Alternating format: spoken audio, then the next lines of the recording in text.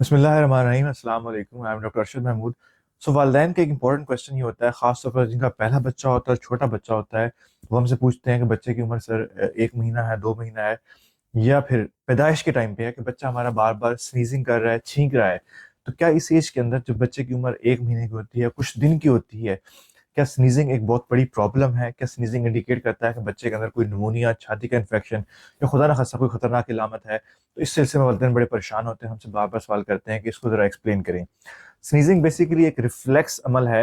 Reflex अमल वो अमल होता है इसके अंदर इंसान की बॉडी जो है ऑटोमेटिकली रिस्पॉन्ड करती है। तो स्नीजिंग में होता है क्या बेसिकली कि जब भी हमारी नाक के अंदर की जो लेयर है, जिसको हम म्यूकोजा कहते हैं, वहां पे कोई भी ऐसी चीज जो नाक की म्यूकोजा को, नाक के लेयर को इरिटेट करती है, वो डस्ट हो सकती है, वो फ्लू हो सकता है, वो एलर्जी हो सकती है। तो हमारी बॉडी क्या करती है कि वो चाहती है कि उस चीज को बाहर फेंके, बाहर निकाले। तो उस सूरत में होता है कि हमारी बॉडी के अंदर एक प्रेशर फॉर्म में एयर जनरेट होती है और स्नीजिंग की फॉर्म में वो बाहर निकलती है। तो जो पार्टिकल्स, जो जो चीज इरिटेट कर रही होती है नाक के अंदर, हमारे गले के अंदर, तो वो बाहर निकल जाती है। सो बेसिकली एक प्रोटेक्टिव रिस्पॉन्स होता है। किस तरह हमारी बॉडी के अंदर जो है वो, अगर कोई ऐसी चीज है जो बॉडी को डैमेज करने जा रही है, वो हमारी बाहर निकल जाती है। डेफिनेटली अगर अगर कोई फ्लू का मसला है तो उस सूरत में कुछ बाहर तो नहीं निकलेगा, लेकिन वो हमारी बॉडी उसी प्रोटेक्टिव रिस्पॉन्स को यूज करते हुए बार बार स्नीज कर रही होती है। और अगर पेशेंट्स को एलर्जी होती है तो डेफिनेटली उस सूरत में एलर्जी की वजह से ही मसला हो रहा होता है, हमें मेडिसिन इसको रोकना पड़ता है। अब हम आते हैं न्यू बॉर्न के अंदर। तो न्यू बॉर्न के अंदर भी स्नीजिंग की यही वजूहत होती हैं। उसके अंदर बहुत खतरनाक वजूहत स्नीजिंग के अंदर नहीं आती, जैसा कि निमोनिया का होना या कोई और खतरनाक बीमारी स्नीजिंग के अंदर नहीं आती।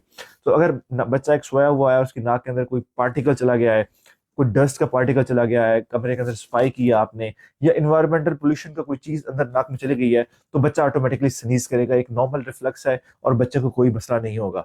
इसी तरह अगर बच्चे को कोई फ्लू हुआ हुआ है, मौसमी नजला जुकाम हुआ हुआ है, तो वो बच्चा स्नीज कर सकता है। डेफिनेटली आपने उसमें उसकी सपोर्टिव मैनेजमेंट करनी है। उसके अगर नाक के अंदर सिक्रीशंस हैं तो आपने उनको जो है वो सेलाइन ड्रॉप के साथ निकाल लेना है। तो डेफिनेटली उसमें कोई बहुत परेशानी की बात नहीं है। इसी तरह अगर बच्चे को कोई एलर्जी का मसला है, डेफिनेटली एलर्जीज भी होती हैं फैमिली के अंदर, तो उस सूरत में बच्चा स्नीजिंग करेगा। उसमें अगर और इलामात आ रही हैं तो हमें एलर्जी की मेडिसिन भी बाज़ औक़ात देनी पड़ती है। सो पेरेंट के लिए मेरा मैसेज यही है कि स्नीजिंग कोई एक बहुत डेंजर साइन नहीं है, स्नीजिंग एक नॉर्मल फिनोमेना है। तो अगर आपका बच्चा स्नीज कर रहा है और अदरवाइज बच्चा आपका बिल्कुल ठीक है, उसको फ्लू नहीं है, इनटेक हर चीज़ बिल्कुल नॉर्मल है, तो उस सूरत में आपने परेशान नहीं होना। ये एक नॉर्मल चीज़ है और आपको, बच्चे को उससे कोई मसला नहीं होगा। Thank you.